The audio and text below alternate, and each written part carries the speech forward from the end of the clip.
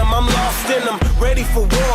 Better pray that the Lord with them. My only focus, new vision, my new religion. Just you and vengeance, my new addiction. I don't feel no feelings, now you were dealing with a super villain. Ain't no holding back, I'm a maniac in the mood for killing. No more forgiveness, I owe you payback, I'm coming with it. I promise you my revenge, and I'm gon' get it. Got my mask on, wearing all black. What is going on, guys, and welcome back to another video. Hi, bro. How we doing? Hi, Chris. Hi, Chris. We are good, and you? Yes, good. Is this okay? Yeah, does this look okay? Yes. Yeah, it's all okay. We hear you perfectly. Cool. Did you training today? Yeah, I'm actually just done. I had shoulders today, so it was Easy. Easy workout. Yeah. Okay, did you have a meal, a post-training meal? Are you okay? I've actually just had my rapid recovery shake and white potato and steak, so... Okay. A nice No post-workout. frosties. No frosties. No frosty yet. Okay. The entire weekly food of a bikini competitor in just a meal. Nice. So, Chris, it's a pleasure to have you here in our channel. How are you? Thank you for having me on. Thank you, I appreciate that. I'm good. I am kind of glad training's done for the day, so now it's pretty much just chill time. How are yous? We are good. Me and Ilario training this morning. What about you, Stefano? Did you train today? Just finished. Today hamstrings and biceps, so easy workout. Easy workout for you too. Yes. So, Chris, I wrote some to say less bullshit as possible in English. So, first of all, we wanted to thank you for accepting the invitation and congratulate with you for your wonderful past season and the victory of the pro card. Thank you. It was a fun season. It's amazing season for you, right? 23 years to win a pro card, it's a dream coming true. Definitely. It was quite a long year because the competition kept getting like postponed and put back. So yeah, we know. It was a long year, but like it was worth it in the end, definitely. So good. You have the chance to get more shredded, right? Pretty much. I had like it got cancelled like one day out, and then it was like I was ready for that, but then obviously I got like literally another 4 weeks to get absolutely. Wow. So it was. Wow, it was hard for you. Stay another 4 weeks in the shredded in diet, or was okay? I think mentally more than anything else, it was the hardest because it got pushed back like at the very start, and then got pushed back again, and then pretty much got cancelled. So it was like going into another 4 weeks of dieting, but still not knowing if the show's going to go ahead. So it was like I never had the problem staying on plan. I just kind of like up here was the hardest, just kind of stay within, because obviously I had to go in with an open mind that I might do another 4 weeks and it might still not go ahead. So I'm glad I definitely stayed on, though. I'm glad that's one of the biggest things. Yeah. We know. How many days did you say the show was cancelled before? So I was around 10 weeks out, and then it got cancelled for the first time. So it got pushed back an extra 5 weeks, and then it got put back another month. So wow, amazing. There was like 2 or 3 different dates that it was meant to go ahead. So amazing. So we have a lot of questions for you. We want to know all your secrets, all the secrets of your strength. But first, we ask you a little effort for all your fans here in Italy. you can say in Italian, benvenuti figli del bodybuilding. A little effort. Can you say this in Italian for us? So what is it? Benvenuti figli del bodybuilding. Oh no. No. It means welcome, sons of bodybuilding. Oh my god. I've been in Italy before, like 2 or 3 times. I used to be a professional wrestler before I was a bodybuilder, and I've done shows in Milan. Okay. So I've been over what I think it'll be 3 times. Yeah, that would have been like back in 2018, 2019. So Nice. Did you like Italy? yeah, it was good. I was only here. I was only in Italy for it would have been 2 or 3 days at a time, kind of thing, for obviously the show happening on the weekend. But yeah, it was good. Italy is the best place in the world for post-show eating. Yeah. or for the booked season. Yeah. Okay, Chris. So tell us a little bit about yourself. So I'm 22 years old.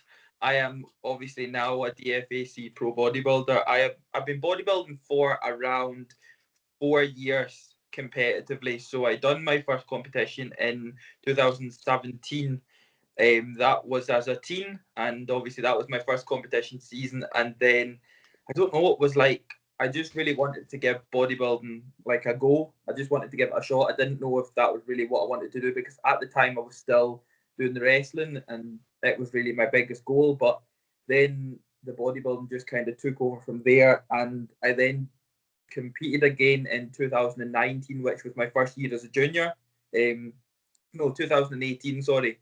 That was my first year as a junior, and then of course last year, as in 2020, the last season would have been my last year as a junior, and then obviously I would have went into the men's open, but with the way that it fell, now it's pretty much straight like the pro classes. So like the Pro Grand Prix, which will be in Britain, and then the Worlds, which is at like this year the Worlds are actually at the Caymans, and then I believe next year they're looking at like Australia for the Worlds. So okay, so your plan for the future is compete this year or next year? I'm not too sure yet, just because of how last year ended up with prep just finishing at like the start of December, going into the middle of December. Like I've only been on my off season for around 6 or 7 weeks now, so it's kind of a little bit early with everything going on as well. Like shows aren't going to happen till the back end of the year really anyway, so it'll be maybe within like the next month or something that I'll decide if I'm going to get back on the year or 2022, but we just need to. I know. You have just 23 years. You have a lot of time, bro. Yeah. Don't worry. We are old. Me and Travaglini, we are very old. Yeah. And Chris, just a question. Your popularity here in Italy increases so much in this month after you won the pro card in the BNBF.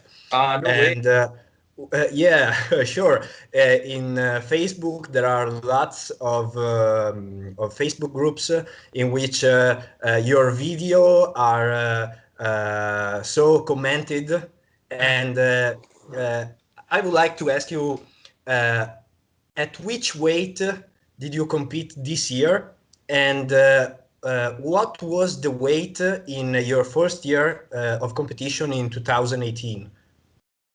When I competed in 2018, my first year as a junior, I was 77.6 kilo. So I'm not really sure what that is in pounds, but. And what? How tall are you? I'm 5'6.5", so just short of 5'7". Okay, we have to translate into centimeters, because Centimeter, it's about adesso 72. Now I translate. I think it's around 172. Okay. Or maybe, Okay. so I was 77.6 when I done my first year as a junior, and then last year as my last year as a junior and my pro card when I was 86 kilo on the dot. And I saw you the first time in the DFAC World Championship in 2019, and if you remember, I told you that you were amazing. Your physique was brilliant, but you lack a little in condition. Yeah. And I saw just photos, but you look incredibly transformed, and you was very shredded with 10 kilograms more than your first show. So yeah, it's amazing. It's amazing. Just 2 years of prep. It's amazing. So there was around, I believe, something like 11 months in a gaining phase, because obviously I did compete in 2019 as well. So that took up really about 5 or 6 months of dieting, and then, of course, straight back onto my off season. So, yeah. When did you start training for bodybuilding? I started training. Well, I got into the gym when I was 8 till I was 16 to start training, get into the gym in general. But when I started getting into really your bodybuilding type training, it was really my first year competing. We are talking maybe 2017, 2018, when I really started to take more to do with the training side of things and nutrition as well. I was never really into nutrition until really 2017, 2018. So, yeah. And Chris, when you started, you move big weights soon, or you take your time with deadlift, squat? What about your start? I wouldn't say, like, whenever I pulled my first kind of what you could say like heavy deadlift. I pulled 200 when I was 16. When I was 16, I didn't squat that, like, I didn't squat that much. I really only started getting into squatting when I started getting into kind of more so bodybuilding style training, and bench press and that as well. Like, bench press, I wasn't really the strongest on. I don't think I benched 3 plates till I must have been like 17 or 18. So Wow. dead. Plates, it's about 120 kilograms, right? Yeah, so 140. yeah, 3 plates. Yeah. 140. Plus the bar. Yeah. Do you ever compete in powerlifting? I've never done it. It's But never. Your numbers tells that you can do it too. Yeah, it's amazing. I've had like quite a lot of questions about powerlifting and that, so I've kind of been thinking maybe more so this year, if a competition does happen, I might do it. But it's never really been an interest. Like, I've always just really focused on the bodybuilding side of things. And it just so happens that, I don't know, like, whenever I train, I just like to lift heavy weights. Do you know what I mean? It's really always been that kind of thing. But yeah, but what surprises a lot from your training videos is your activate your under even load, especially thinking about the fact that you are only 22 years old. Usually we see this kind of activation only in athletes with many years of experience. So what do you explain that? Your approach, your mental approach? Do you think that your past in wrestling is something that helps you to move the weight with that facility? I'm not sure. Like, I think what the wrestling helped me in the past with my fitness, because I used to have a lot of conditioning work for the wrestling to be fit enough to, say, do like a 20 to 25 minute match with somebody. So when it does come to, say, like the sets that are quite high reppers, I do feel that my fitness comes into play a lot with things like that. But it just really got into a point where I wanted to start doing stuff not many people were doing, and especially on the natural scene, that you do often see a lot of people shy away from the more bigger moves, or they'll shy away from something because they believe it's a limitation within a natural athlete. So I never really ever wanted to be known as just somebody that, like, fair enough, trains hard, but at the same time wanted to be able to showcase that being natural doesn't mean that there should be limitations within what you can do in the gym, what you can do out the gym. Right. Do you know what I mean? Yeah. Right. It's we If think you're this. natural, we don't have to be weak. No. Yeah. Okay. Do natural, train like doped. Good. Chris, Good. do you have a coach, or you just prep by yourself? So on contest prep, Vicky McCann, who Okay. the MBF, she's my coach throughout contest prep, and then obviously throughout off season I kind of do my own food and training and stuff like that. Kind of check with her just to make sure that everything's okay. Okay, but I think that your training style is very similar to the one of Vicky and of other UK athletes of natural bodybuilding. So David Kay, come si chiama l'altro? AJ Morris. Il ragazzo quello con i glutei striati della VNBF. Ben Howard. Ben Howard, tu. C'è anche, oh no, sì, Ben Howard. Have a different mentality of training that we have here in England, in Italy. In Italy, there is a lot of attention in technique. Yeah. With small loads, and your style of training is at the opposite. Yeah. And I like it so much because it's the way I train since the beginning.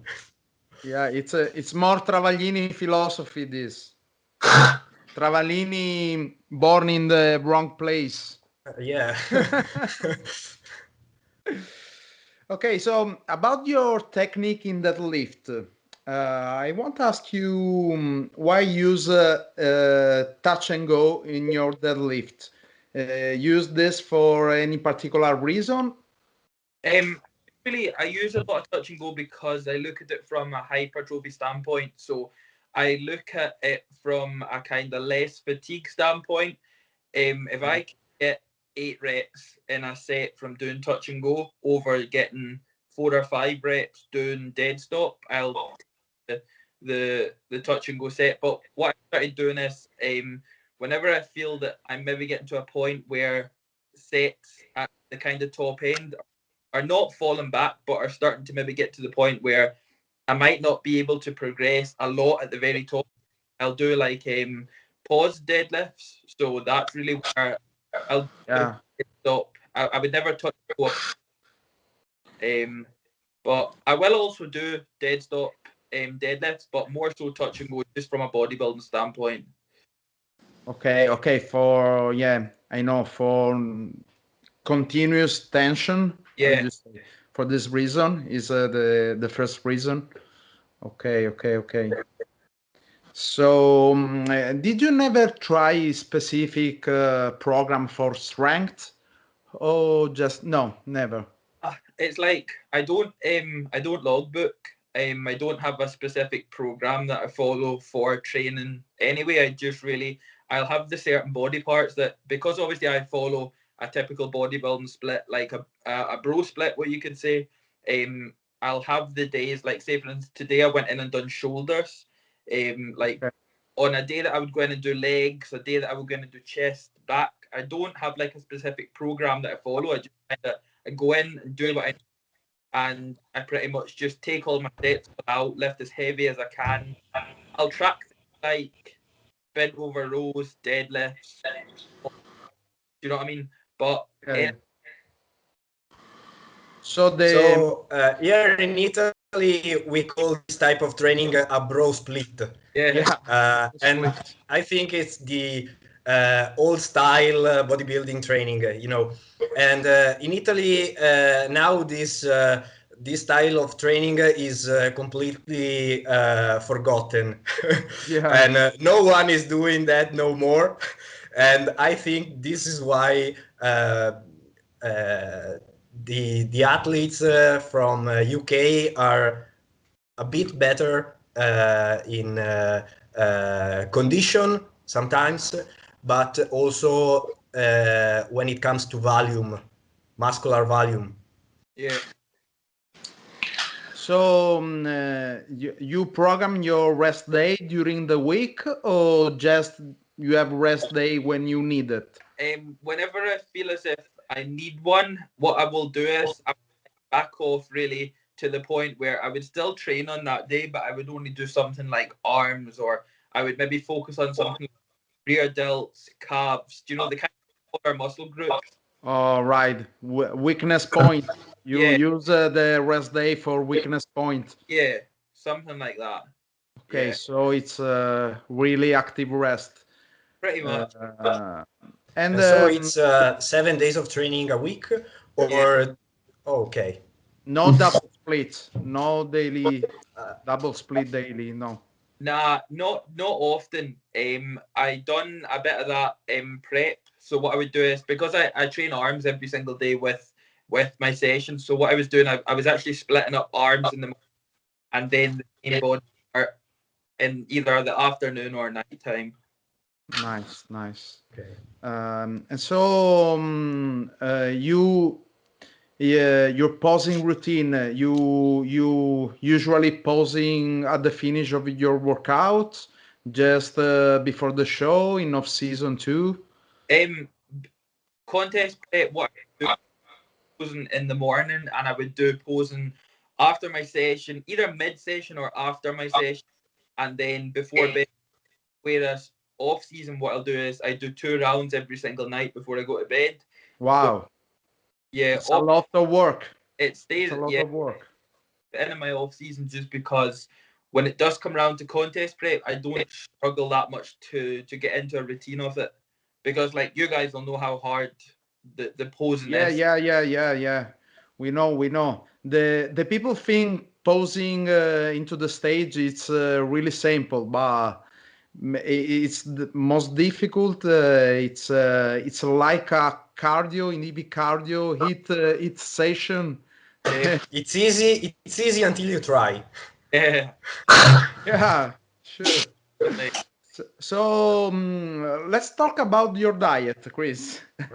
7,000 calories, right? Yes, off season I take 6,000 to 7,000 calories every single day. Wow, it's practically double what I eat. It's amazing, and I think it's more than triple of all the common athletes. Like me. It's for sure it's a triple of Hilario's diet.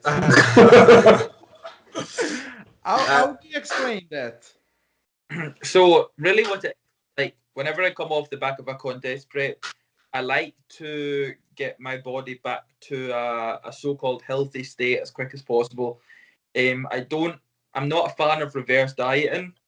I'm not a fan of only putting a few pounds within like 4 or 5 or 6 week post-show kind of thing.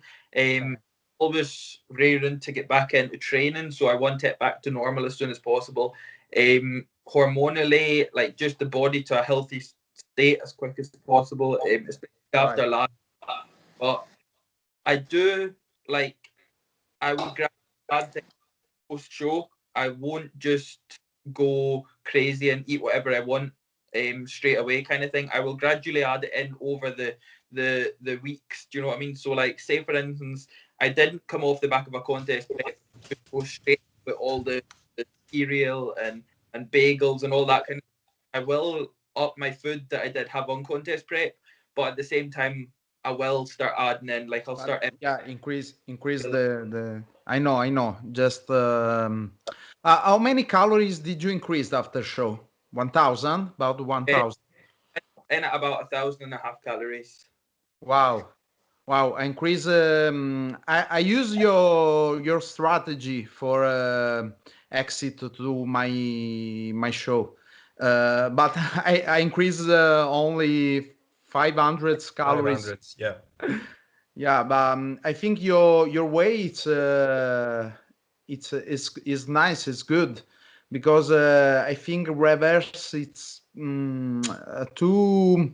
I do say it's not fast enough for replace your hormone state as soon as possible. Maybe it's a great strategy if you have others competition in maybe 2 or 3 months later, Yeah. and you can't gain a lot of weight, and you have to stay lean.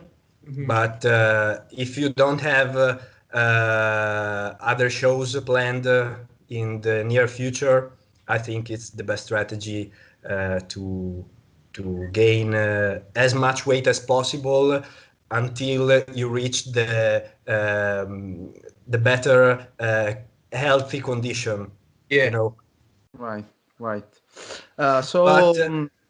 how low were your calories during contest prep? At the end of the contest prep? Vicky does me a specific meal plan, so I was on like high days and moderate days of like carbohydrates. My carbs were never low. I don't know what the specific amount of calories were, but they weren't really low. Do you know what I mean? I was never really on low calories to any point. I had carbohydrates in every single meal. That was 6 meals a day, so it was still a decent amount of food. Obviously nearer kind of show days, whenever there was low days of food in, that would really be the only kind of days where they were at the lowest amount. But I always kind of, at the back end of contest prep, I was on like 3 high days and 3 moderate days and like 1 or 2 low days. So it wasn't too bad. The protein and fats are the same. You just cycling the carbohydrates. Yeah, so I was on minimal to no fat, and protein was enough for my lean body mass, and that was it. It really stayed the same. Okay. And your maximum and minimum during the prep of carbohydrates are? Did you remember the number? I wasn't given, like, Vicky never gave me any specific macronutrients. It was just a case of like I would be given a meal plan, so it was just a case of meal 1. Okay. And I just had to follow that, and that was it. So she would really make adjustments to that if. Yeah, but I think with your training style, you never go too low with carbohydrates. Nah. Yeah. You need the energy in your workouts. They're always a lot of energy. And what about net? Did you usually walking? You count your steps or what? Yeah, so went out walks with the dog, and nearer the kind of, not straight away. It would have been probably nearer the back end of prep anyway, that I had 10 minutes of HIIT training, which was really the only cardio that was put into and it's HIIT style, so it was like your kind of 30 seconds as hard as possible, 90 seconds steady state for 10 minutes. So okay. So, and what about supplement? Did you use something in particular, or you find them useful or not? I only used a post-workout recovery shake and a protein source. So, like, I used I don't know if you've heard of Unrivaled. Yeah. So I used the AGF protein and I used the rapid recovery shake. So I had 1 scoop of AGF in my oats in the morning and a shake pre-bed, and then I had my recovery obviously post-training. So. Okay, just protein. In Italy, we have a lot of guys abuse on supplement. Yeah. I don't know. You use so many different supplement. I don't know why.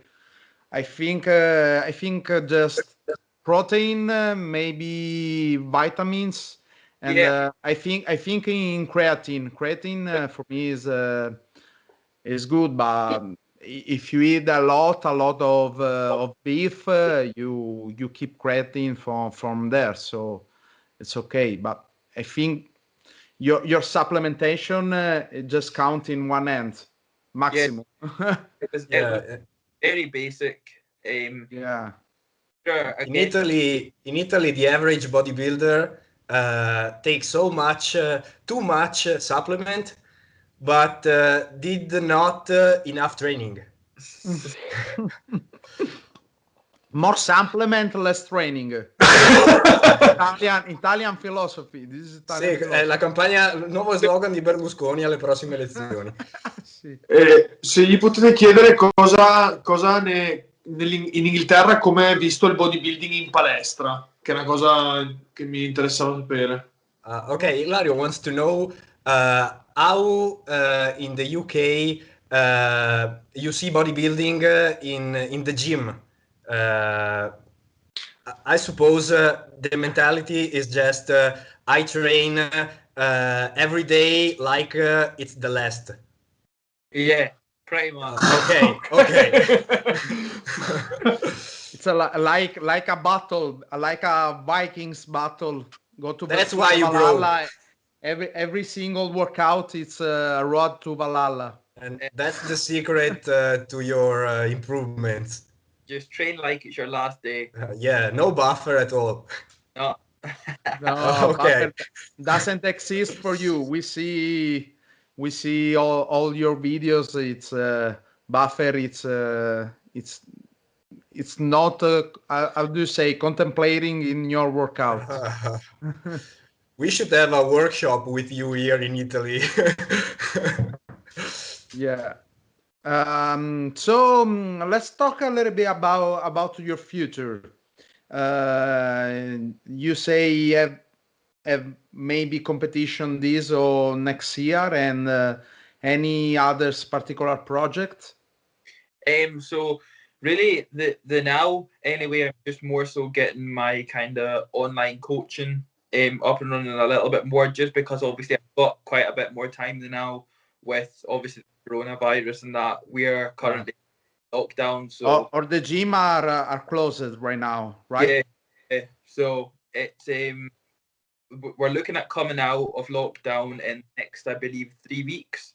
So they're going to review it anyway. So whether that means we're going to come out or if it's going to be extended, nobody really knows. But yeah, that's really what's going on now. And then full blown off season to get as strong as possible, as big as possible, to make the most improvements as possible. But the next goal would really be within bodybuilding anyway. It's pro world champ. So Wow. that would be the back end of the year. We hope to one day see you on stage. Me, you, and Stefano on the same stage. Yes. Yeah, in the DFAC stage. Yeah, why not? Why not? And Chris, have you ever thought about compete in a non-tested federation? Yeah. As a natural, but in not in your house. Yeah, definitely. That's been one of the things that I've kind of had in my head as well, just to kind of see where I would fall. So it would be interesting because a lot of non-tested federations, the junior class will go up to, I believe, 23 or 24, which would mean I could still compete as a junior in an untested federation. But we're just kind of waiting to see if and when they're going to happen this year as well. Do you know what I mean? So it's like there's no specific dates or anything yet, just because of everything going on. So great. Okay, but I think you can have your chance even in an open class, not just in the junior. Yeah, sure. Sure, amazing. Yeah, physique. I don't know what the level is in the UK non-tested federation, but here in Italy is very low. So Yeah, very low. I can see you in a great place in a non-tested federation here in Italy. Yeah, just big. Yeah, not shredded. This is in Italian. Yeah, it's the standard. not proportionate, not symmetric. Just big. just size and just in the front, because when you see the back of all the competitors, you see everything is without any separation, without any detail. So it's just supplements without the right Without training training. mentality. Without Yeah. training. wow. Yeah, in UK it's the same, or the level of pro athletes it's high. Yeah, the level of pro athletes in the UK is just like, I don't know, without sounding like big-headed or anything over the UK, I think the UK bodybuilding scene is like really, really taken over, and like there's a lot of UK bodybuilders that are now like very much shooting for Olympia stage, and that like the standard is just increasing and increasing and increasing and increasing. But again, it's because like there's so much more like knowledge and that out there these days, that I believe like a lot of it is coming from the UK as well. So it's like just another way to improve again and improve again. So I believe that's why the kind of standard is really taken off in the UK. That's both the untested and the tested side. That's like, it's quite crazy to see some of the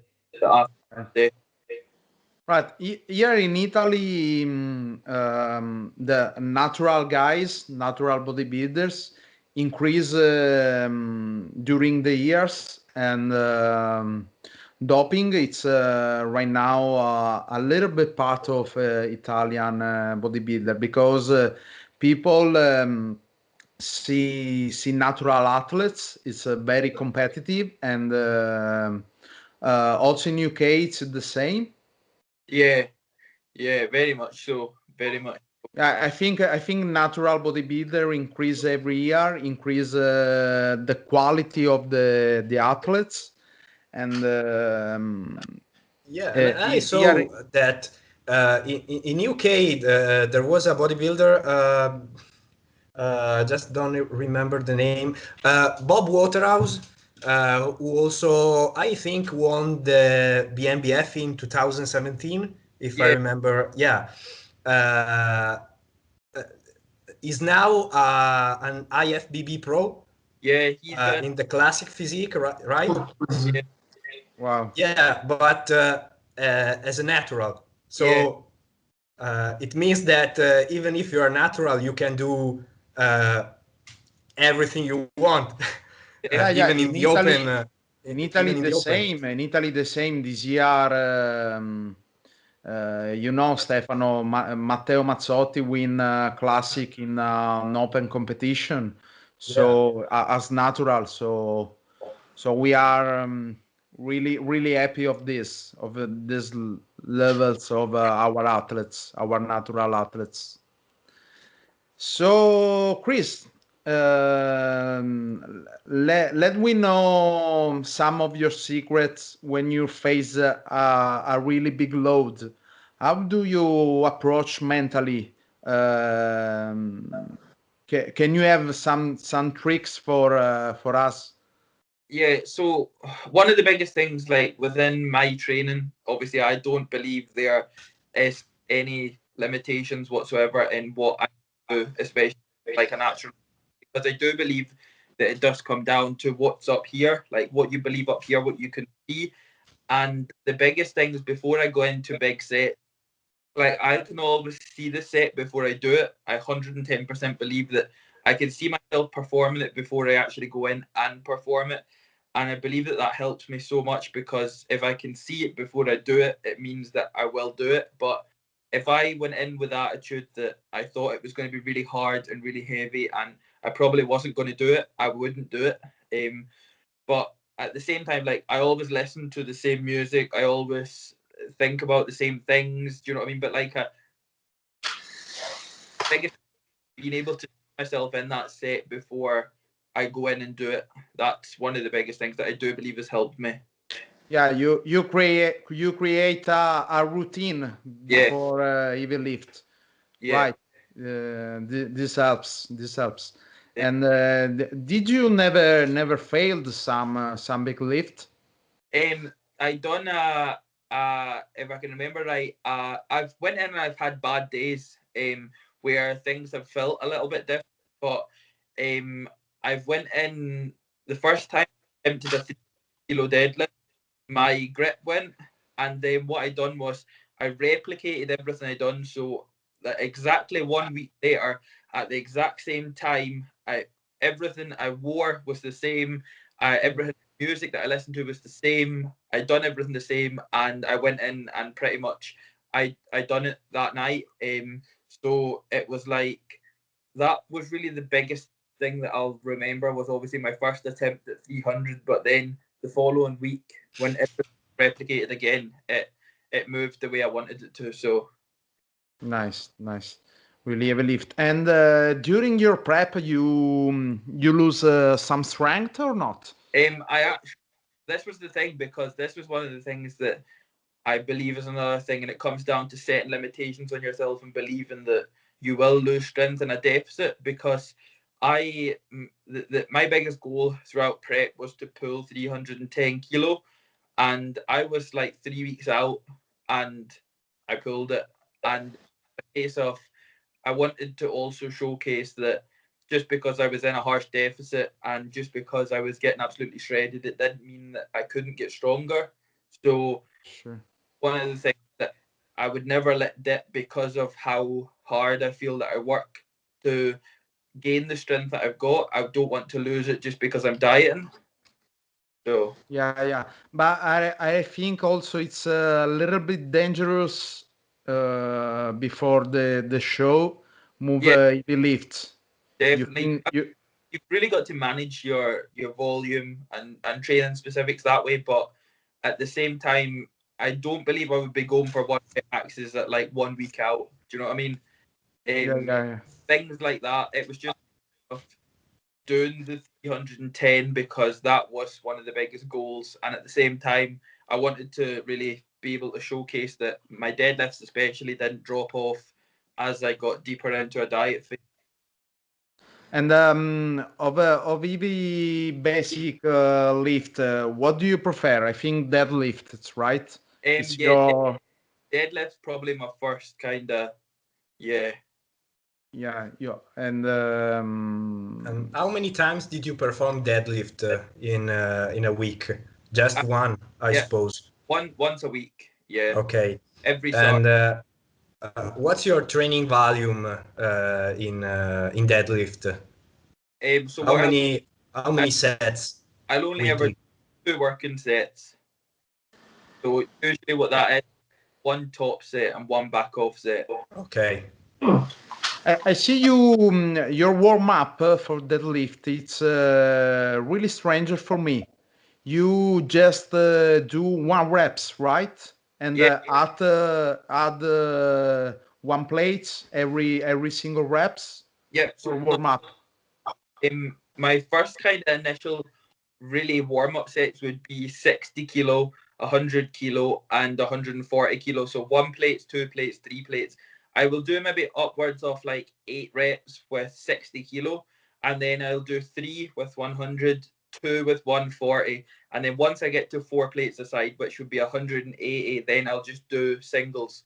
So 1 at 180, 1 at 220, 1 at 260, and then my working sets. And why? Yeah, it's amazing number, but why just single reps for do all on your working set?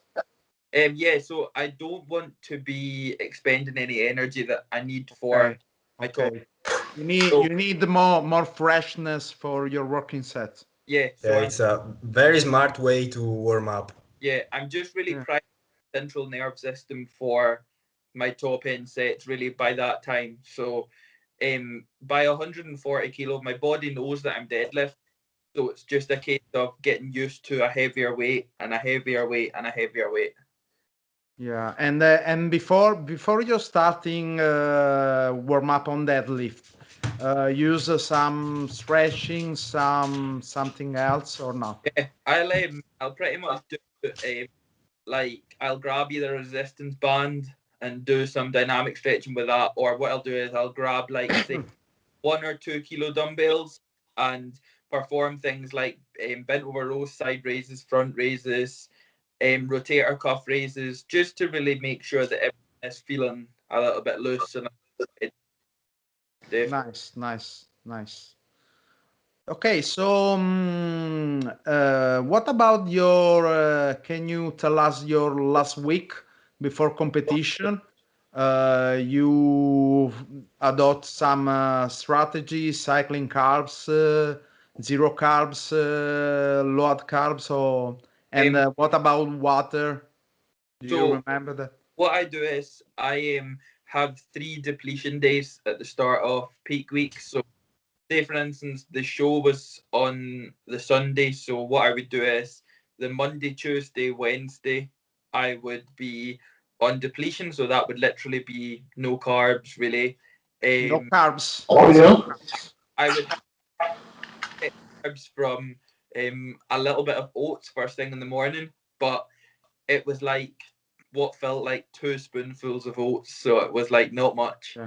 That would be first meal, and then pretty much no carbs for the rest of the day. So I was also put onto isolate whey, which again compared to like Rivals AGF, it's not really anything spectacular. So the first day I was on next to nothing, and then from that on, the Thursday, Friday, Saturday would be the initial carb up day. So the Thursday would be the first day where I would have the most water. So I would take upwards of maybe 10 to 12 litres of water in on the Thursday. And again, I would also have a lot of white potato that day. So a good between 2 and 3 kilo of white potato. Also then what happened was the day after that, my water would come down a little bit, and I would take in again more white potato, but again sweet potato would then come back in. And then by the time the Saturday comes, which is the day before the show, water would come down again, and it would be really just normalized meals, so more sweet potato than anything else. You use just potatoes for recharge, for load? So why? My diet throughout contest prep is just potatoes as my main carb sources. Obviously oats first thing in the morning, and then sweet potato for the rest of the day with white potato post training.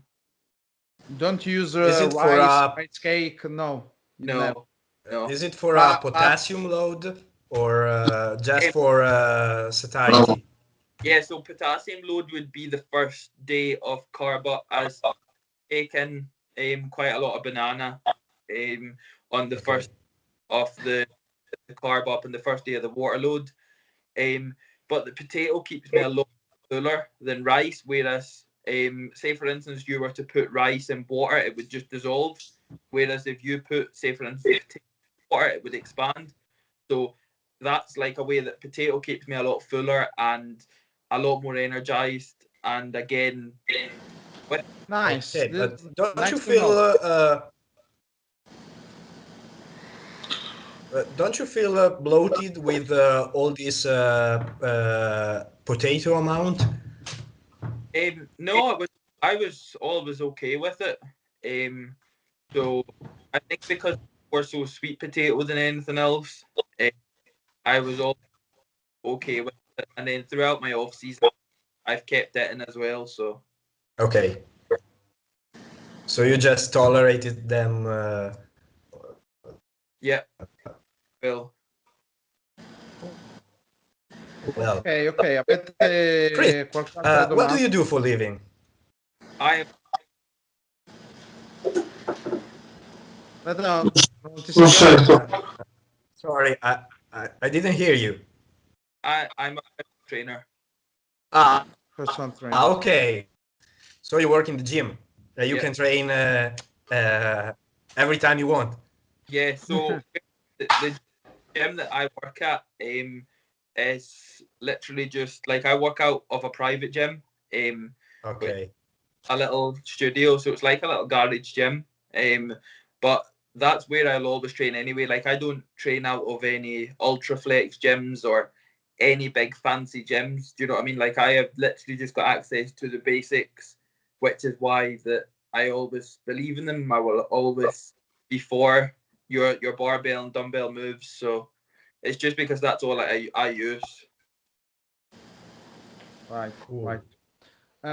I see you in your videos use mag grip. Yeah, I use mag grip too. I think it's really good for activate your back. You used for this reason too. yeah, definitely. You're able to get back from all sorts of angles rather than just an overhand grip or an underhand grip or a neutral grip. They are a lot different. So when I like got the chance to be able to implement them into my training, I definitely took it. Nice, nice. And another question: what about your Carb movement? You put your elbow up for some reason? Oh yeah, for bicep. Yeah, it's we call Carl Chi Carl. Yeah. Mhm. So I've always felt that I get better and harder contraction within the peak of my bicep whenever I do these. So I've always favoured the elbows up, but I always get asked about bringing in like the anterior delts more than anything. But I don't ever feel that I bring them in that much. The contraction and the focus is always within like the bicep itself. So Okay. that's what's improved my arms so much. Nice, nice, nice to know. And what do you think it's about your weakness point, your weakness muscle? Did you have that? Did you have some weakness muscle? I think more my kind of triceps are my weakest area. But for a while, my arms in general were a lagging area, which is why I put a lot of focus on them to bring them up. But at the same time, with my age now, I like my biggest goal is to improve everything. So Nice, nice, nice What do you answer. think? What do you think you have to do to improve your weak points? You think you will add volume to your workout in that areas, or just pull up intensity or frequency of training? it would. Travaglini want to know because I have a little arms. Yeah, I'm doing arms 3 times weekly, and I'm. I hope it will be good for them. We'll Yeah, see. I um, more from like a kind of frequency standpoint. The more I started doing them, the more I started performing any sort of move, I got a lot better on it. So definitely, yeah, frequency is the key. Definitely. Okay. And you prefer for arms use big weight or more reps? I'll do a bit of both. So during like arms, I'll still do like heavy barbell curls, heavy weighted dips, heavy close grip bench, but then cable curls, cable push downs and that. Ivi, basta che Ivi... Tutto, basta che sia pesante, non importa. Non importa, ma tutto, basta che è pesante. Ok. In Italy, heavyweight, the people don't use, is useless. Yeah.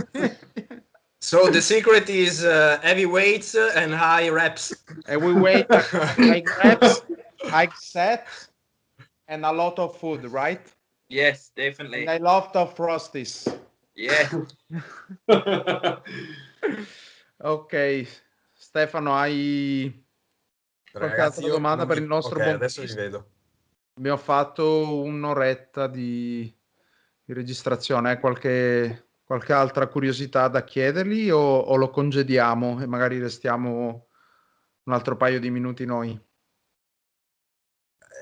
Io credo di avervi persi, ragazzi. Ah no, eccovi. Ok. Beh, adesso vi vedo e vi sento. Okay, my audio went off for a minute, so but now I am back. Ok, io direi che lo congediamo, Sì. Chris, e magari chiudiamo Sì. noi. Che dici? ok. So, Chris, Chris, it was very interesting to have you here with us. All your fans in Italy will be very happy with this content. We want to thank you, and when this COVID situation ends, invite you here in Italy as our guest to see you training live. We want to see move EV deadlifts in front of us. Sure. Yeah, and we hope, and we also hope to see you again in a bodybuilding stage as soon as possible, but not too soon because you have to grow up. Yeah, not too soon because this year I must compete, so compete next year, please. Yeah. Okay. Yeah, but it will be fun to compete all together, maybe in the DFAC stage. It will be very fun. Really fun. And And then it will be a pleasure for us. Yeah, and then a big party and big a big cheat big meal eating. all together. Yeah. Okay, Chris, really thanks. Thank you. Thanks. Thank you so much, Chris. Thank See you you. soon. Thank you, and, Chris. Have a nice evening. You too. Thank And you. a great improvement season. Yeah. Yeah, sure. Cool. Bye, Chris. See you. Bye, Chris. Ok, ragazzi, eccoci qua. Penso che è stato molto interessante avere un giovane campione di questa caratura. A me quello che sorprende tantissimo, più che la sua forma, che comunque di tutto rispetto sopra il palco, è veramente i pesi che riesce a muovere e l'attivazione che ha sotto quel tipo di carico. A me resto sempre di stucco quando vedo i video delle sue alzate, è veramente una roba... Cioè, rendiamoci conto, a 3 settimane da una gara, questo fa 310 kg di stacco. No, è una roba... è fuori da ogni logica. E in pensare 2 che anni, aveva- e in pensare 2 che anni aveva 2 prende anni. 10 kg di múscolo, anzi 10 kg, e considerando che io l'ho visto nel 2019, dove di sicuro qualche chilo l'aveva già preso, ma era almeno 3 kg in ritardo di condizione. È E arrivato questo si più tirato, presenta nel condizionato. 2020 spellato e discretamente più pesante, cioè fa capire che se hai la genetica giusta, la giusta mentalità e spingi come se ogni giorno fosse il tuo ultimo in palestra, i guadagni arrivano. Io penso che tanto lo fa veramente la sua mentalità, perché lo vedi che si approccia ai pesi con una cattiveria che è difficile da vedere. Sì, la cosa che mi ha stupito è che sembra... Allora, c'è una questione da farsi dopo questa chiamata interessantissima. Cioè, noi prepariamo in un modo e siamo così, gli inglesi preparano in un altro modo. Cioè, la cosa tipo, in cut ti do la dieta scritta e tu mangi la dieta scritta. Se lo dici a qualcuno qua in Italia, guarda che sclera, cioè se non gli dai macro. Cioè, sembra che siano quasi all'opposto di noi, però hanno risultati più di noi, perché fisici così in Italia, come anche David Kay, Ma che poi alla fine, difficile. se ci pensate bene, è un po', sono un po' i discorsi che si sarebbero fatti con una macchina del tempo, chiedendo le stesse cose a un Arnold piuttosto che a È un Serge vero, Nubret, è piuttosto vero. che a un Noi qualsiasi campione adesso del passato. cadiamo Cioè troppe volte ci si in percentuali. allena pesante, si mangia quello che si deve mangiare in abbondanza in off season, si taglia ovviamente durante la fase di contest prep, però Sì, non ci tanto sono i non hai bisogno di fare pancake, se fitness magna. goal. Lo vedi allo specchio se stai mangiando Sì, tanto o poco. C'è ma poco da anche fare. la linearità, cioè nel senso patate, mangio patate, ricarico con patate, solo patate, perché? Perché mi trovo bene così, perché mi sento bene così, cioè nel senso in Italia Sì, abbiamo poi allora sempre... considera che Sì, quel ok, template alimentare lì gliel'ha dato comunque la sua sì, sì. preparatrice, che io conosco bene, tra virgolette, e non è l'ultima arrivata, e le patate lì hanno un senso. Eh, più che una questione di gusto personale, credo che sia per avere un carico di Di potassio nel potassio. momento in cui ti serve. Quindi anche lì è una scelta comunque ponderata, però non ci sono i macro, c'è un quantitativo di cibo da buttare giù, e quello Sì, che e poi quello ti tieni. comunque quantificando il cibo hai comunque una quantificazione dei macro a spanne, Sì, che esatto. magari non ti dice Geometrica. aggiungi 50 grammi di carbo, ma Ma aggiungi 2 kg e mezzo di aggiungi, patate, che è la esatto, stessa roba. Sì, sì, ma proprio il modo di è la approcciarsi a mentalità questa cosa diversa. qua, e capisci, tu se gli dici a uno in peak week, cioè magari lo dici a Stefano, lo dici a me, lo dici a Salvo, è la stessa cosa, cioè lo facciamo, ma se dici a uno togli questo per mettere, togli le farine aromatizzate o il pancake fit, non per dire niente, Dipende dalle però persone. se glielo dici a certe persone vanno fuori di testa, capisci? Cioè perché allora si vede che l'alto livello è più tu poi anche negli alimenti vai a cercare la perfezione oltre che in allenamento. Ma che poi anche lì io credo che sia un giusto bilanciamento tra l'off season e la Sì, contest prep. sì. Eh, voi magari avrete visto più di me i video suoi con le sue giornate alimentari e roba varia, e credo che non si faccia mancare nulla. A Sì. me capita di vedere le anteprime dei video, in Vabbè, quello di 2 giorni sì. fa c'erano Adesso 4 pizze col salamino, sei però, cioè, Adesso ecco, in off però insomma, season si l'idea sta concedendo l'idea credo abbastanza. sia mi concedo più o meno quello che voglio in off season, perché tanto comunque mi alleno come un dinosauro, e Quello è durante che la qua contest prep fanno. continuo ad allenarmi come un dinosauro, ma ripulisco la dieta. Ecco che continui a mangiare comunque come un caimano, e nel frattempo ti tiri. Quello è il problema qui in Italia, è che fanno i cheat meal o le ricariche, che poi bisogna vedere che cazzo ricaricano quando... Perché adesso va di moda, ho fatto la ricarica, ma devi scaricare per fare una vero, ricarica?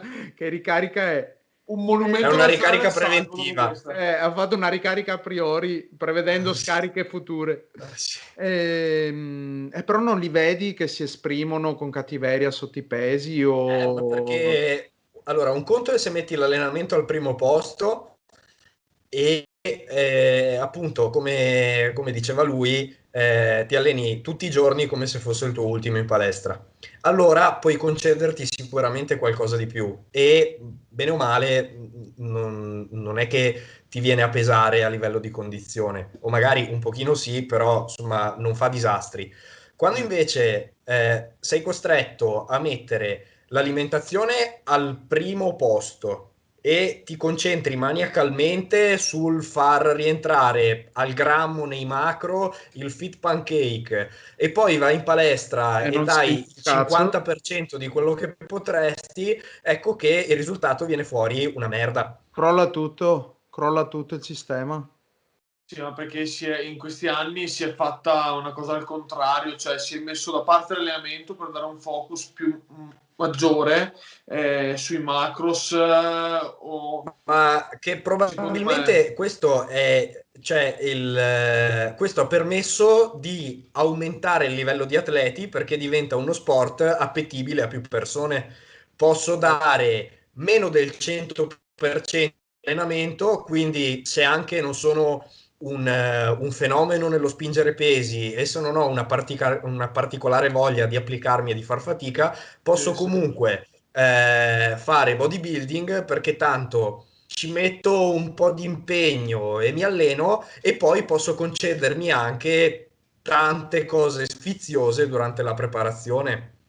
Mm. Ecco perché il livello medio, cioè intanto il livello di atleti è sempre maggiore, però se si guarda il livello medio probabilmente è tendente al ribasso più che al rialzo. Che Sì, poi sì, ci siano i sono d'accordo. fenomeni che crescono di livello di anno in anno, quello è un altro discorso, perché pescando nel mare, l'oceano di atleti, c'è sempre quello che ci mette il 100%, anzi il 101% di voglia in allenamento e potrebbe mangiarsi anche la merda pur di ottenere qualche risultato.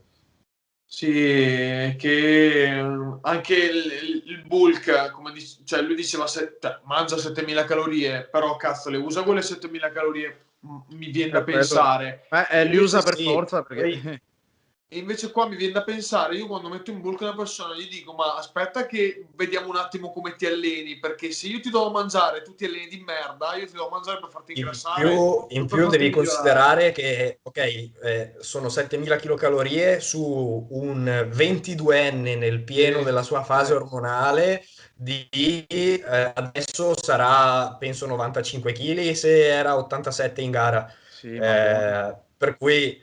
Per cui comunque non è una formichina. sì, sì. È un HP più 20 e qualcosa allo stato attuale che ha bisogno di un bel po' di pappa per mettere su ancora del muscolo, maledetto. Ho visto, si è fatto le challenge a 10.000 kcal e una anche a 20.000, mi sembra. Per me è inimmaginabile. Io Eh, dopo una gara, un paio di anni fa, ho detto, ma sì, oggi arrivo a 5.000 sì, kcal. mi A ricordo. 4.000 ero a letto, morto, morto, morto, non volevo più saperne. Poi Beh, bisogna adesso, vedere. però secondo me in questi 2 anni sei riuscito a migliorare. Se facessimo una challenge a A fine 5. anno, probabilmente scavalliamo anche le 8000, secondo me. Beh, sì, sì, sì. Comunque anno dopo anno, man mano che spingi sempre di più. Io dalle prime preparazioni sono salito di almeno 1.000 kcal. Eh. Eh, Guarda, me lo auguro anch'io, me lo auguro E, fortemente. Lario, e la cosa bella che io ho visto anche su di te e te ne sarai reso conto anche tu, più passano gli anni di preparazione io e faccio più schifo. Ah, no. anche, ah, vabbè, a parte quello che è una cosa comune, ma più diventa anche facile raggiungere una condizione da gara che poi bisogna anno dopo anno battere e poi per fare quello step successivo è sempre più difficile. Però per arrivare al livello di tiraggio medio, tra virgolette, Sì, sì, sì, arrivi. l'impegno richiesto è sempre minore, cioè in realtà l'impegno che ci si mette è sempre quello, però ci si arriva Sì, sì, hai prima la e con un pochino più percezione di facilità arrivarci con qualche sacrificio in meno anno dopo anno. e con qualche dettaglio Eh, in più magari. sì, quello assolutamente, ma probabilmente comunque a me ha anche aiutato fare dei bulk dove comunque non sbacco mai, non piscio mai fuori dal vaso perché avessi preso 15-20 kg in un bulk, perché parliamoci chiaro, se ti alleni meno, se mangi, li prendi. E poi lì fai molta più fatica a ripulirti, ma anche adesso che sto provando a fare un mini cut, vedo che il corpo sta rispondendo veramente in maniera ottima. Questo penso perché nonostante dopo la stagione delle gare, comunque i pasti, i cheat veri e propri li conto su una mano.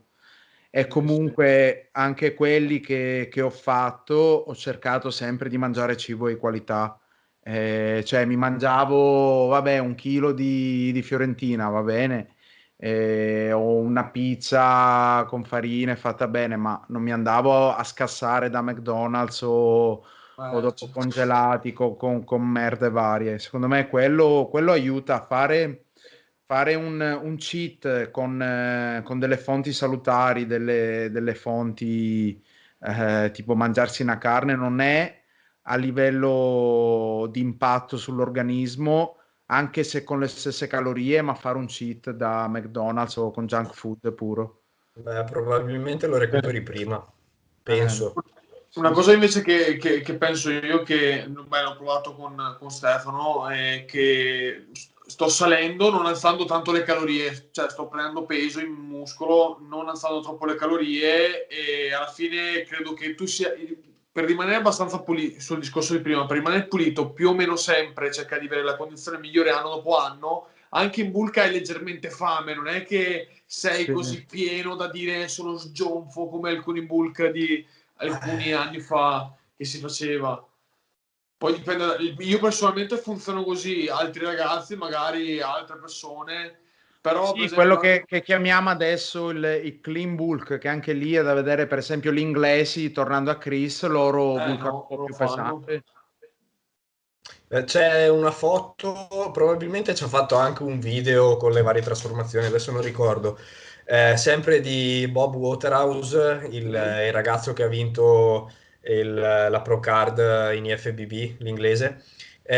Lui ha messo una foto prima di iniziare la preparazione per la gara, che poi lo ha portato a diventare pro in Inghilterra, e aveva messo su non so quanti chili, ma era penso sopra i 100 kg, e ha gareggiato a 74 se non sbaglio. Dio. Scotennato, perché anche adesso su Instagram posta le foto della condizione attuale ed è spellato, ma guardandolo all'inizio 25 della kg sono preparazione, tanti. sì, ma probabilmente erano anche di più.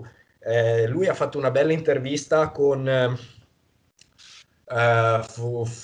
Fuad Abiad, credo si Ok, chiami così sì, sì, sì, capito il il pelato, tipo esatto che credo sia capito arabo, quel canale. egiziano, quello che Sì, è. un bel canale quello. E ha intervistato lui e hanno parlato un pochino. Questo è un ex obeso, questo Bob Waterhouse, e ha fatto vedere che era arrivato a 113 kg, mi pare, e da lì ha iniziato la preparazione e ha vinto.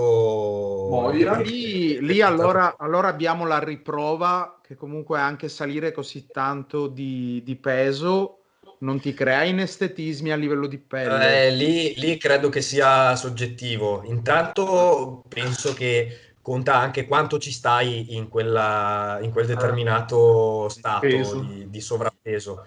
Però se pensi da Perché 113 a 74, io mi aspetterei è comunque degli un'infinità. inestetismi a livello È un'infinità. dell'addome o a livello... E invece l'addome suo penso sia uno dei più belli che si siano Sì, mai visti su un atleta natural. assurdo, quindi anche 8 pack soggettivo. perfetto, non c'è un filo di pelle in eccesso, e tra l'altro un ottimo spessore addominale.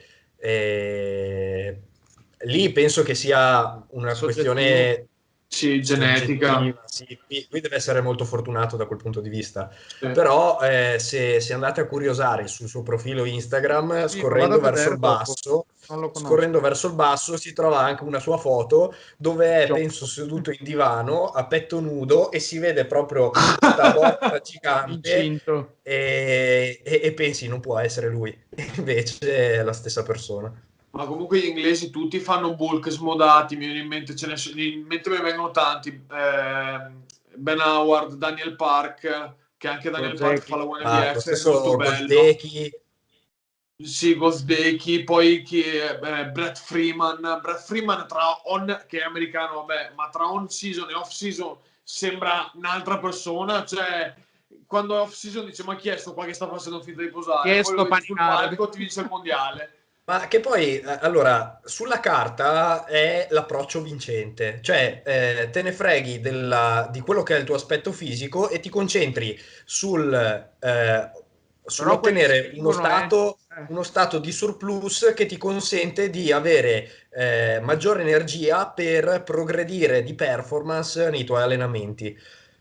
Il problema è che se lo faccio io, e ci ho provato nel mio piccolo, l'unica cosa che esce è di avere continuamente lo stato di gestione in corso che non mi permette di allenarmi come vorrei. Per cui la performance al posto che salire scende, perché il pensiero ad ogni ripetizione è adesso vomito oppure adesso mi cago addosso. Anche se ho mangiato tipo 3 ore prima dell'allenamento. Tu quando ti sei spinto in alto, a quante kilocalorie sei arrivato, Ste? Sono arrivato a 4.002 di media, erano sulle 4.003 nei giorni di allenamento e poco sotto le 4.000 nei giorni di riposo. Però con uno stato di stress abbastanza particolare, quindi penso abbia inciso anche quello abbastanza. Sì. Il problema è che già a quelle quote lì diventava per me un problema riuscire a mangiare in determinati pasti perché la fame non c'era praticamente mai. Beh, io un E mesetto fa sono arrivato intorno alle 3,7, 3,8 e ho riscontrato il problema simile. E stavo peggiorando di molto, abbassando le kilocalorie e paradossalmente sono migliorato coi carichi e il peso sembrava anche che continuasse a salire in Ma maniera lì migliore probabilmente è una questione di set point, di set C'è un point punto di ottimale, rottura, secondo me. esatto, che è diverso per ciascuno di noi. E la chiave sta nel trovare il giusto compromesso tra l'ottenere un surplus che ti consente di ottenere dei miglioramenti di prestazione e quindi di riflesso anche dei guadagni in termini di massa muscolare, ma questo surplus non deve eccedere di troppo perché altrimenti si rischia di avere un effetto boomerang e quindi di Che ritorna vanificare. nel culo. Esattamente. E quindi oltre a non progredire nella performance, c'è il rischio che durante l'allenamento rendi di meno, che durante la giornata sei più letargico e ti muovi di meno, a livello umorale sei più spento e la voglia di vivere si abbassa leggermente e anche lì è un cane che si morde la coda. Cioè, praticamente on season e off season stai sempre male, non puoi mai star bene. È la vita del Non stai bodybuilder. mai bene.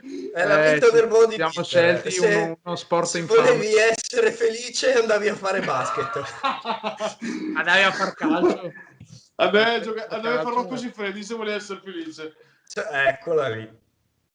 No, è che per esempio io ho notato, secondo me quello che adesso può rallentare tanto la digestione, secondo me sono i grassi. L'unica cosa che mi viene da dire, perché in teoria ragionando a livello fisiologico è solo quello che ti può far rallentare la digestione, perché i carboidrati come le proteine sono molto veloci. Chiaro, però considera che quando arrivi a un determinato livello calorico i grassi devono essere alti per forza. Lo so. Che poi possono essere una percentuale anche Minore. relativamente bassa del totale calorico. Però sappiamo che eccedere troppo con le proteine, soprattutto in una fase di surplus, non ha senso. Cioè arrivare oltre, che so, arrivare a 300 e rotti grammi di proteine per il semplice fatto che non vuoi alzare di molto i grassi, No. a mio avviso è stupido. Così come lo è arrivare a quote di carboidrati che so a 1 chilo di carboidrati al giorno perché devi arrivare a 4.000 kcal e non sai come farcele stare. Quindi alla fine alzi un po' di tutto, però arrivi al punto che con i carboidrati non puoi più salire più di tanto e con le proteine non ha senso alzarle più di tanto. Quindi quello o trovi il modo di abbassare le calorie o alzi i grassi. Sì. O abbassi l'allenamento, ma quello non sarebbe il tuo obiettivo perché vuol dire che stai spendendo troppo. Lì dipende se il fatto di aver aggiunto così tante calorie è una conseguenza di un aumento spropositato del volume di allenamento, oppure se ci sono altri fattori che ti portano a consumare una mole di energia tale per cui hai dovuto aumentare così tanto l'introito calorico. Cioè, Sì. metti il caso di una persona che ha un lavoro particolarmente dispendioso, che si allena quelle 4 volte in palestra a settimana e che magari è in una condizione ormonale come quella di Chris, in cui hai bisogno di parecchia pappa per sopravvivere.